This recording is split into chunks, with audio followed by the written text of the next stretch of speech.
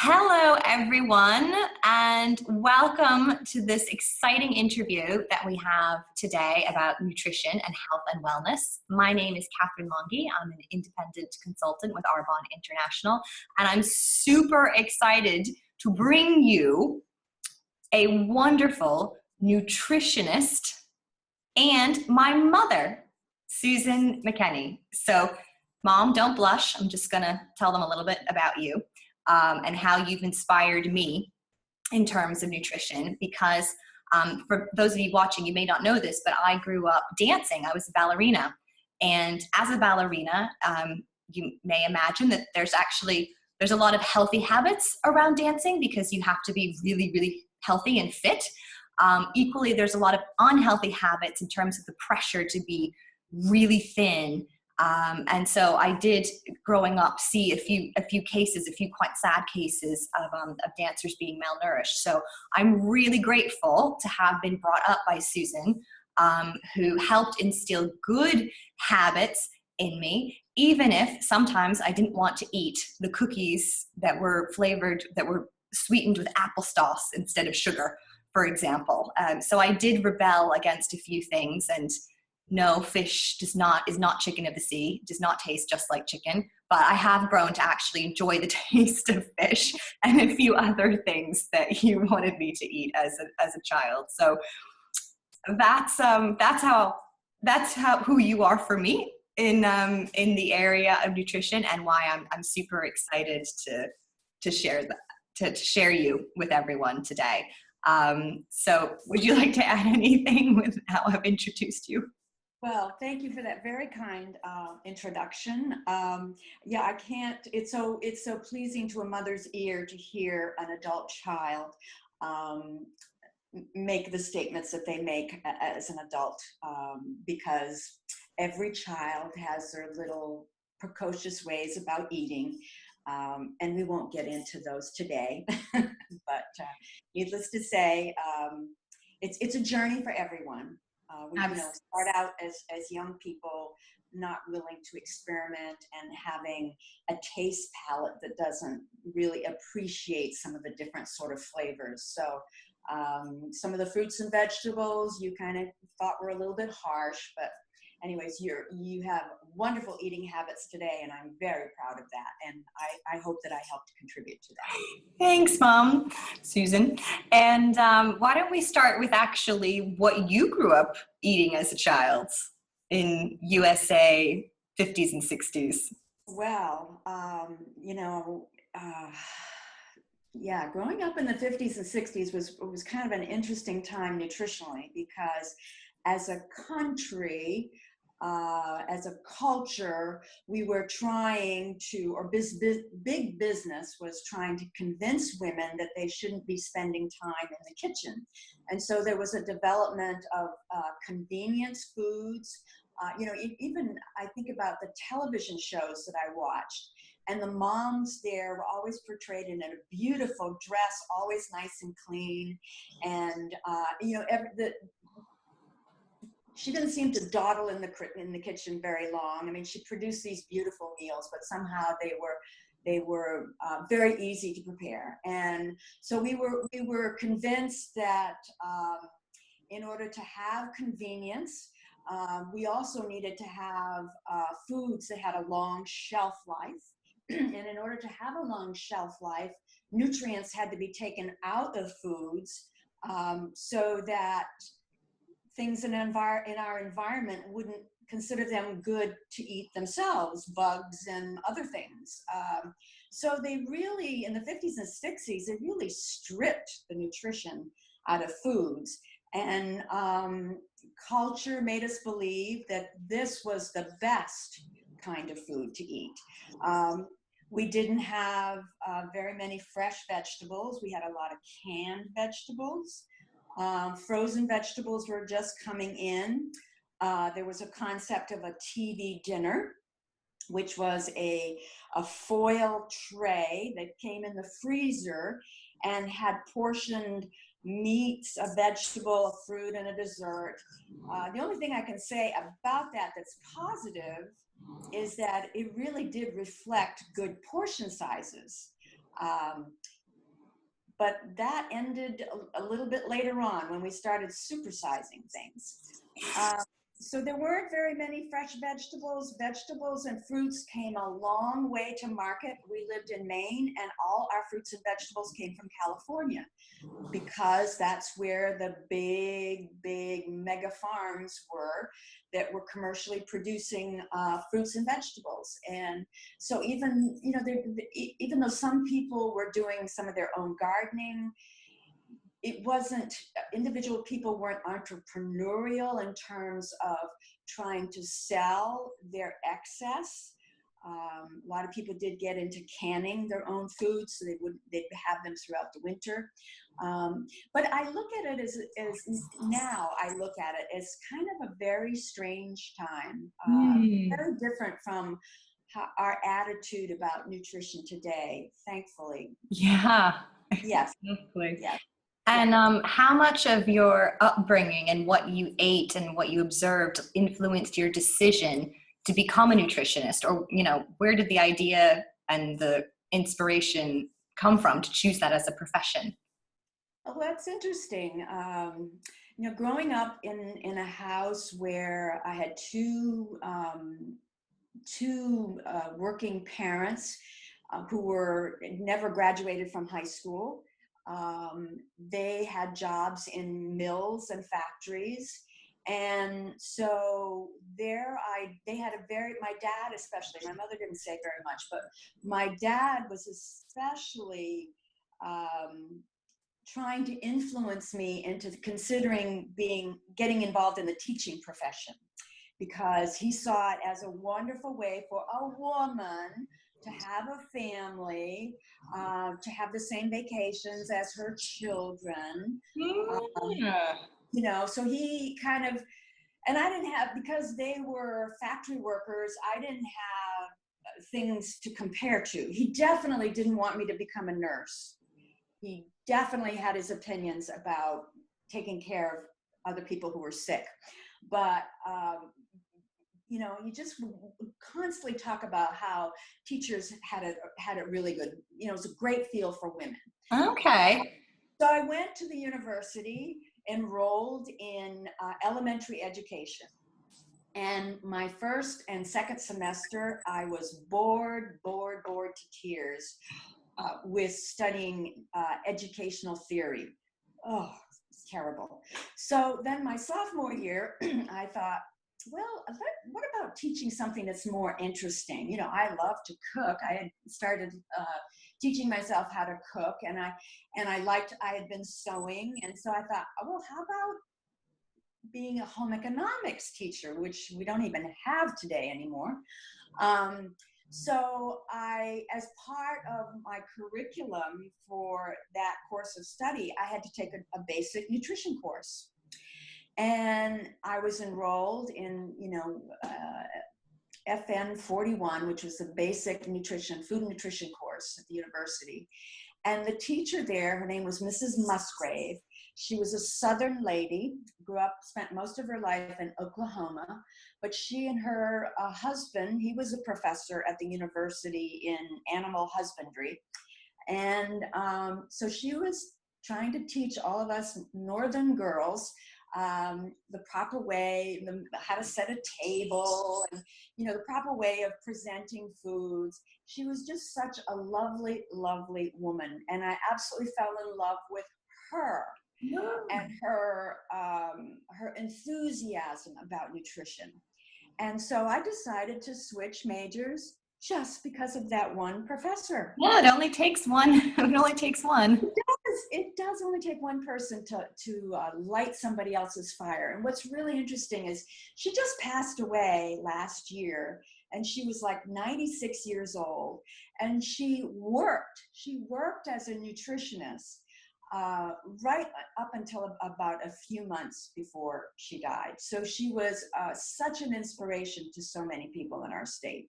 So she was the major reason why I decided to study nutrition.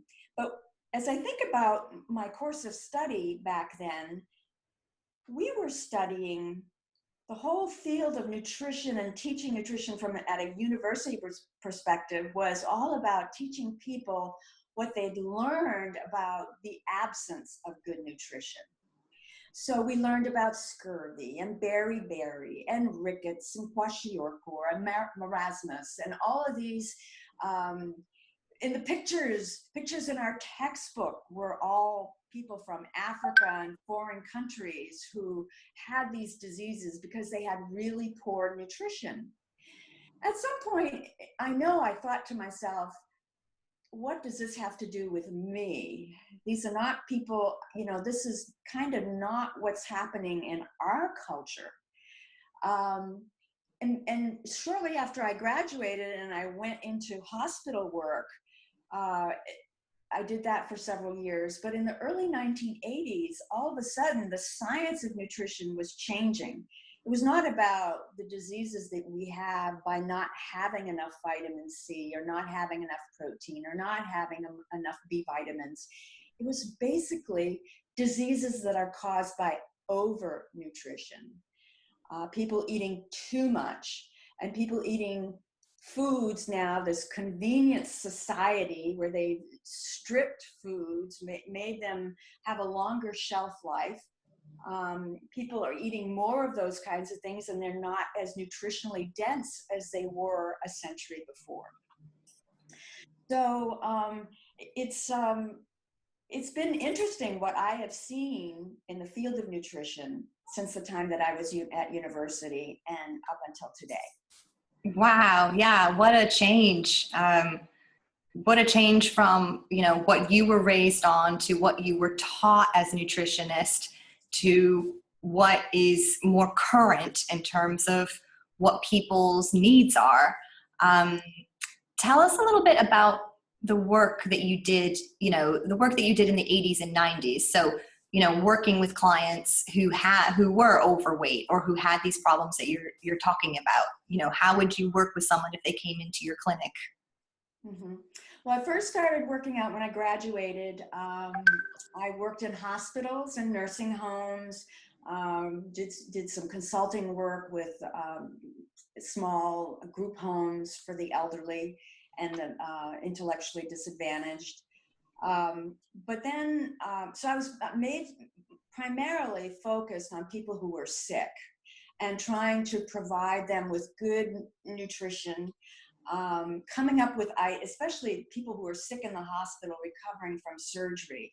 One of the things that we would do is create these high caloric, high protein shakes, supplements, because if somebody doesn't feel like chewing food or is too ill to stay awake very long, you want to try to compact, nutrition. So we were into small things that don't have to be chewed, can just easily be swallowed. So I did spend a lot of time, trying to make people who are sick get healthy again.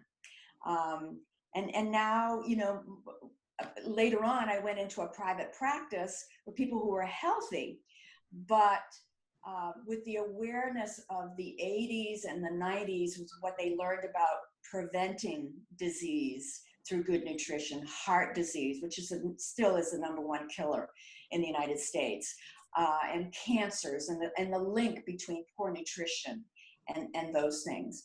Primarily in my private practice, people were coming to me in the 80s and 90s because they wanted to lose weight.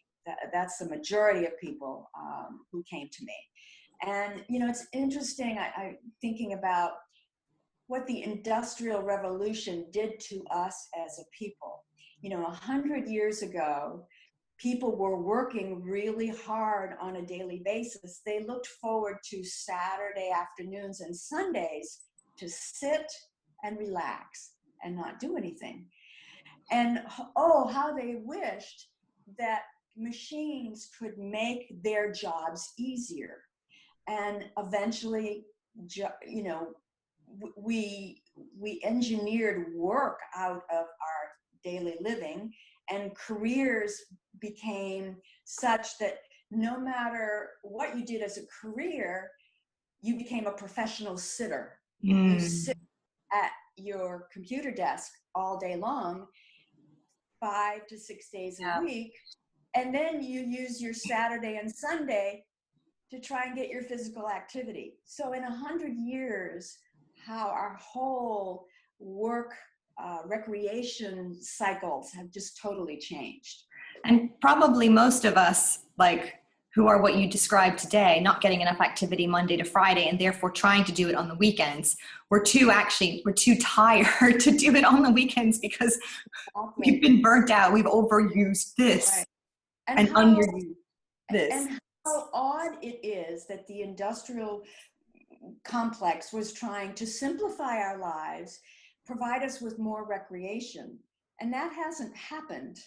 If anything, we've evolved into a culture where we're constantly working all the time because we are connected. So nobody works a 9 to 5 job anymore, or a 9 to 6 job anymore, or 8 to 5 or 4:30 or whatever.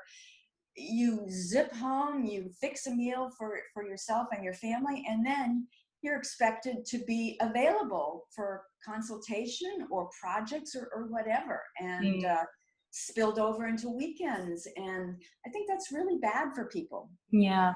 And what kind of advice would you give people today? So compared to, so I guess with the way the workforce has changed, and especially since the 90s with the advent of the internet and emails. So now we are connecting 24/7, 365. What advice would you give to somebody today who's coming to you to lose weight than you would have in the 80s and 90s before that really shifted? What I would tell them differently? Yeah.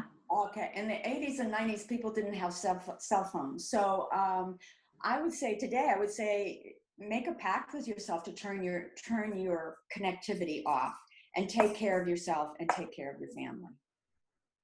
Okay. That way you're not feeling guilty that you haven't taken a walk, that you haven't done some cardio work, that you haven't done some strength training. Need to start, every generation says we need to start taking care of ourselves. I don't know when we're all going to get it, because we're still, the advent of all of this wonderful technology, we're not healthier as a result. We're living longer, but we're extending our shelf life, but I don't know if it's really good quality. And so we've got disconnect from technology. So that will help with the managing the overworking of this, so that we have more energy to go out and exercise. How about what we're taking into our bodies? So like what's a great way to get nutrition, or to, manage our nutrition around the fact that, it's hard to sit down for 3 meals a day. We're constantly coming and going. What advice would you give for kind of getting our nutrition in light of this new lifestyle? Yeah, I would say it's really important to plan. Whenever you have a quiet one, and that goes back to our previous discussion about making ourselves important, making us, scheduling time for ourselves at some point to do something for ourselves.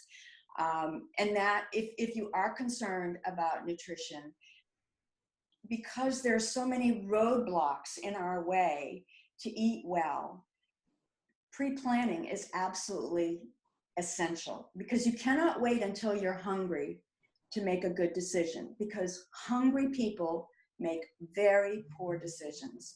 There is too much fast, easily convenient sort of foods out there that you're going to succumb to if you're hungry.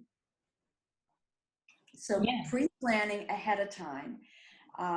And that's one of the reasons why I like the 30 Days to Healthy Living. It really tries to teach you about pre-planning.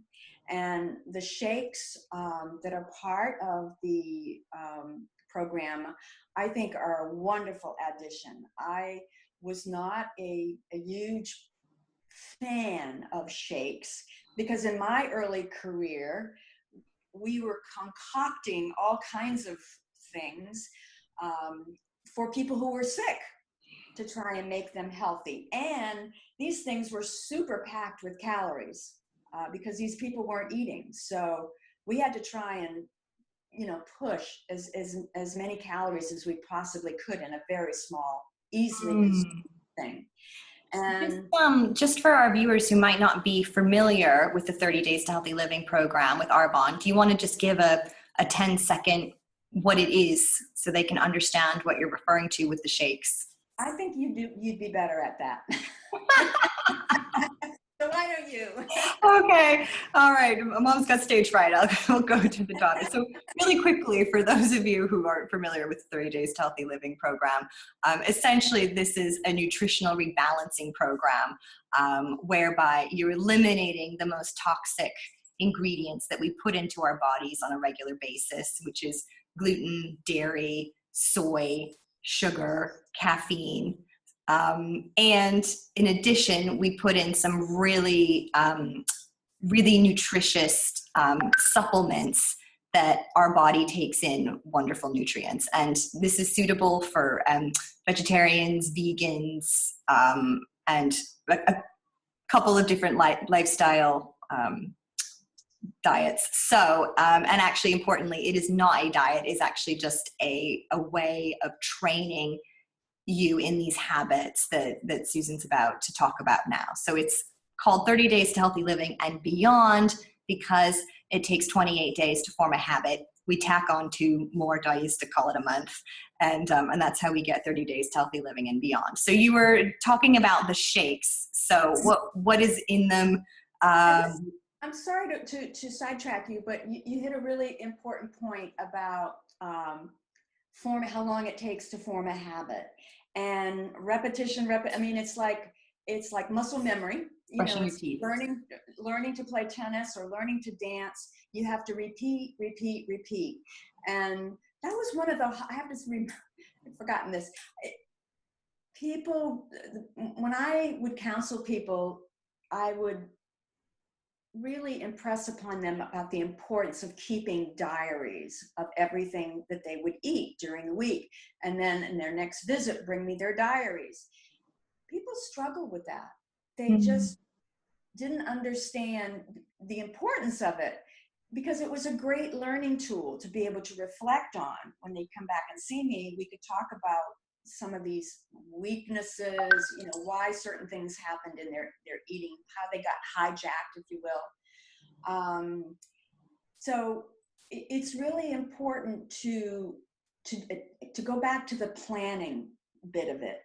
If you're really serious about changing your eating habits, 28 days is a perfect amount of time or 30 days, a month, to start forming new habits. But it's really important to, again, tying into making the time to sit and plan once a week how you're going to, what are these different foods that you're going to fit in, anticipating ahead of time, when are you going to be going out to eat?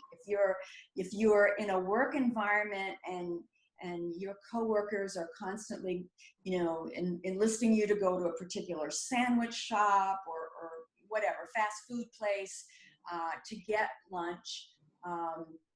If you can't say no to that, at least think about maybe picking up a menu, going online, seeing what that menu is ahead of time and having in your mind, okay, if I have to go there, this is going to be the best choice for me. So if you go there, walk there and say, I am going to order this. This is what I am going to order. I'm not going to stray no matter what my compatriots are having to eat. And I'm not going to let those nice fries entice me into changing my mind. I am going to order this. Same with dinner meals, being invited. If you do go, try to look ahead of time as to what their menu is and what would be the best thing. Never go to a place hungry either. Much better to have a snack, in the early evening, an hour or so before, of a structured snack that fills the space.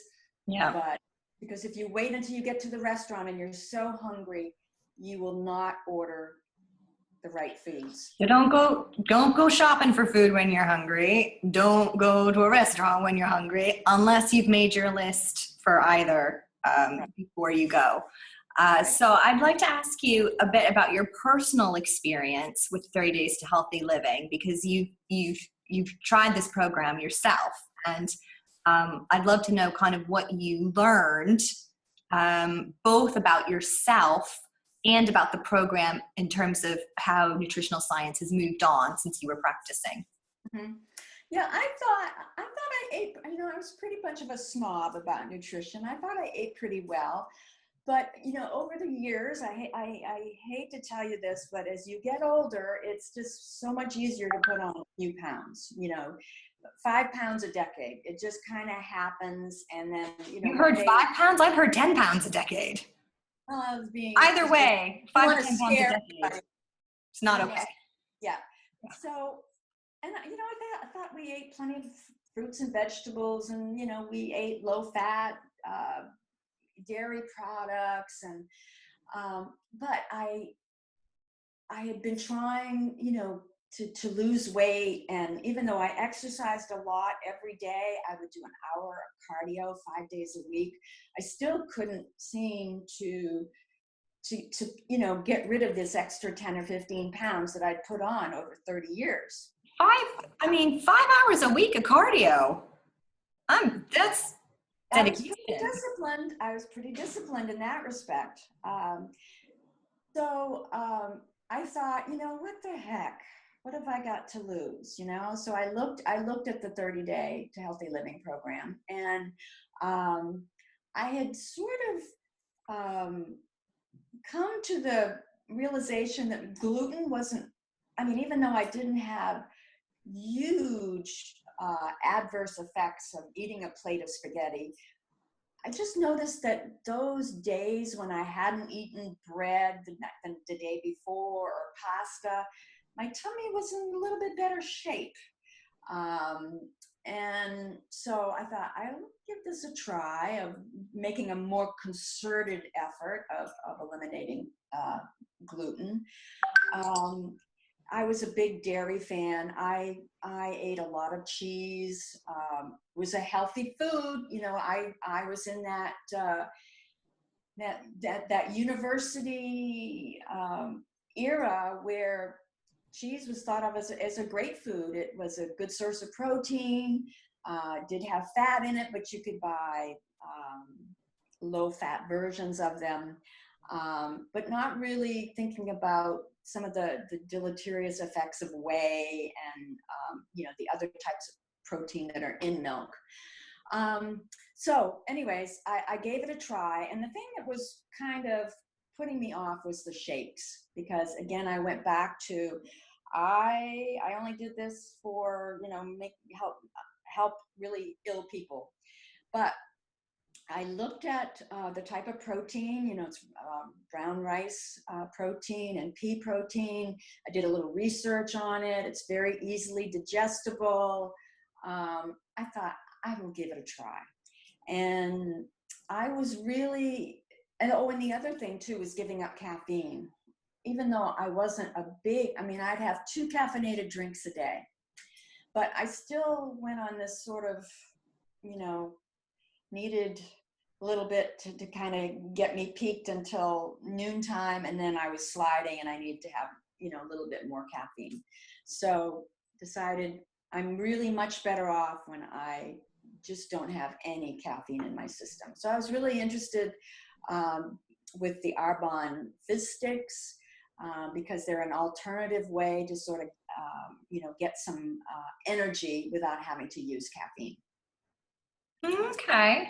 So I gave it a try, and in 3 months, I think I lost 5 pounds, and, sticking through it very diligently for about 8 or 9 months, I eventually lost 11 pounds. And, I've slacked off a little tiny bit, and then now it's kind of time to get back and be a little bit more structured, taking the time.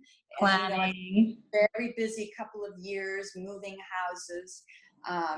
But now I'm getting ready to think, okay, I need to take time for myself again and start thinking more seriously about, getting all of this in, because I did feel really good. Yeah, and although we can't see you on camera, what I can attest to is the height, your height. So 11 pounds on a 5-foot frame. 5'1". I'm 5'1". Yeah, would we say one? Okay, 5'1", she says, frame is a quite a substantial, it's about 7 or 8% of your overall body weight. Right. So it was a difference between a 1 to 2 dress sizes. Yeah, significant. after all of those years of the 5 pounds a decade, you took off 2 decades, 89 months. Right. I think most people would find that pretty inspiring. I know I find it inspiring. I know that, I have you to look up to in terms of, you can always, there's no age, it's always a good time to look at health and to get fitter and healthier, and that you can learn things, you can learn new things. Yeah, I wish that, well. I wish I had been ahead of my time and known these things 30 years ago. It'll be interesting to see. And when I was studying nutrition, I don't think it wasn't nearly the science that it is today. It really is a very respected field of science, and a lot of studies, very good studies, and just going to be interesting to see what happens in the future. Yeah. And just going back to your experience with the 30 days, and you mentioned a couple of Arbonne products that helped you, from the vegan protein powder to the fizz sticks. Were there any other noteworthy products that you were like, ooh, this one in particular really, really helped me out? Yeah. Arbonne products that I think are wonderful nutritional tools that I wish that I would have had when I was in the practice of helping people. One is this product called Full Control. You just put a scoop of it it comes with a little tiny scoop. You put a scoop of it in 8 ounces of water, and it is a type of fiber, soluble fiber, that helps control hunger pangs. So if you're, preparing dinner at 5 o'clock, 6 o'clock hour, and, you're hungry, and so you're kind of getting a bite of this and a bite of this, so you can easily get in a couple of hundred extra calories while you're preparing food because you're hungry.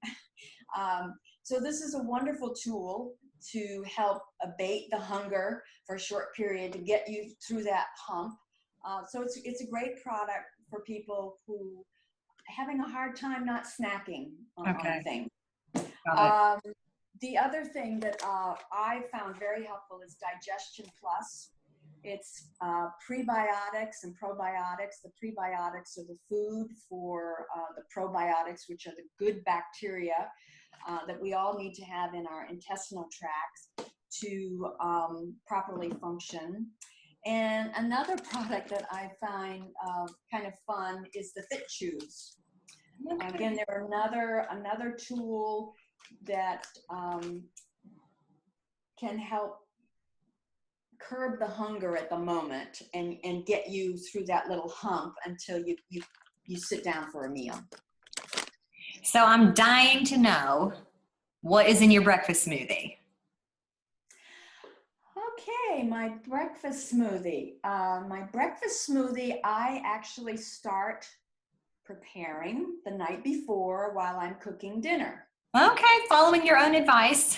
Get prepared. So if I'm cutting up, vegetables to put in salads or prepare them for cooking. So like broccoli and asparagus, oftentimes we cut off like that amount and we throw it away because it's a stocky sort of thing.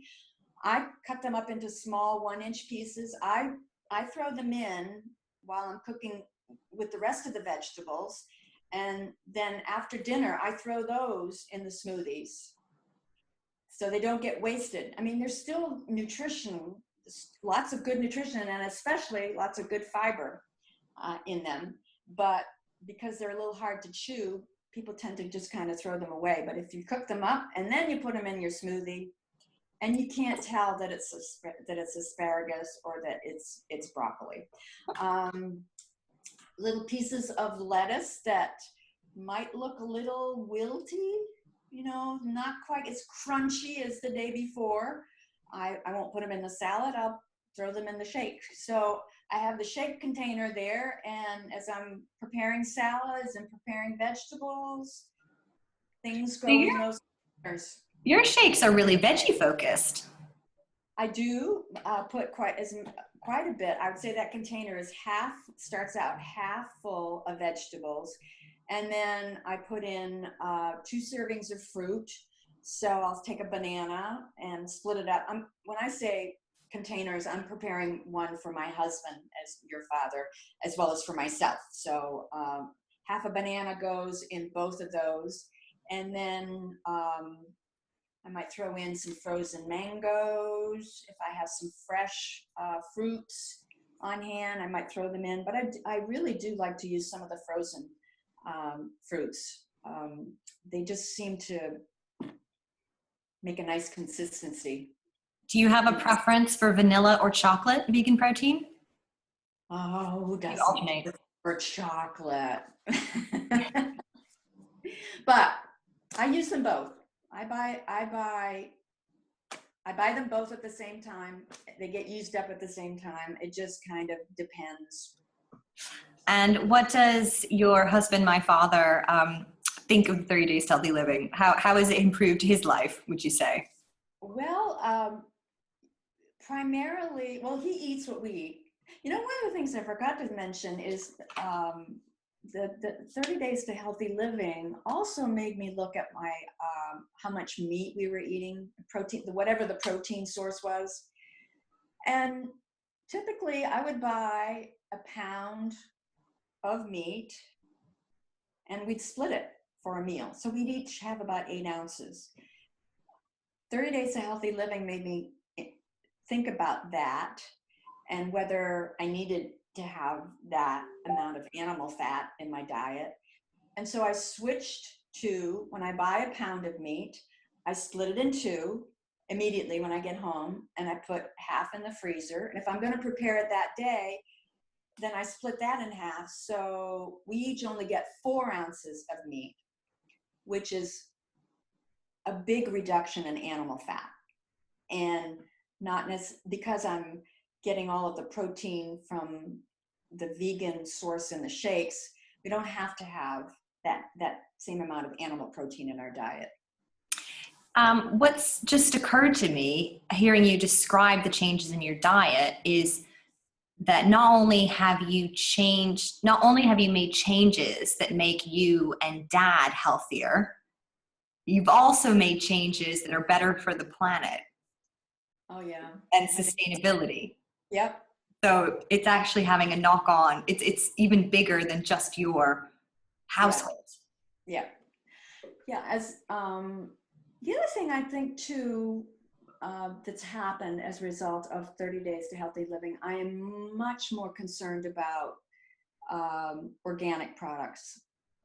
And up until recently, organic products were way more expensive in the supermarket, almost twice as much. And I think now the prices, especially, I don't know if this is just because I live in a suburban area, there are more people that are having little farms. In our community, I could go to way more than 3 farmers markets, but the ones that I had planned in my head, I can go to a farmers market on Wednesday, Thursday, and Saturday. I'd have to travel a little bit further to be able to get them on other days. But one of the things that's happened is that I'm really focused now that I'm not growing my own food, because we've moved from a house where I used to grow a lot of our own food, vegetables and fruits. I'm really focused on going to the farmer's market and supporting that. And I know I'm spending a tiny bit more money, but I feel much better about supporting that industry than the supermarket conglomerate.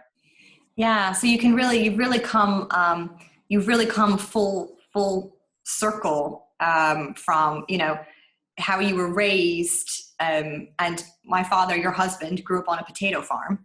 So from the local, you know, from when it was just local farming and local produce to the mass commercialization and less nutrition, more supply for everyone, back to the, you know, local, taking a local approach, which is better for the sustainability of our planet. So it's been really interesting seeing your journey in that regard, but also seeing your journey as a human, and what you've learned through that cycle for yourself. And, you know, I think for me, what I'm really taking away from this is, you know, establish good habits. And I'm going to take away the turning off of technology, at least when I sleep, and then I'll try for more. Don't go shopping or go to a restaurant or cook when you're hungry, unless you're carrying around some Arbonne evolution control. And yeah, just really pay attention, be conscious to what you're choosing for yourself. And I've just really enjoyed this and learned a lot. I didn't think I could learn anything more from you, Mom, on this particular topic. And yet again, you blow me away. So thank you so much for that. You're welcome. It's been delightful. You've made me think about things that, you know, that you don't stop and think about. And to those of you watching, I hope you got as much out of this as I did.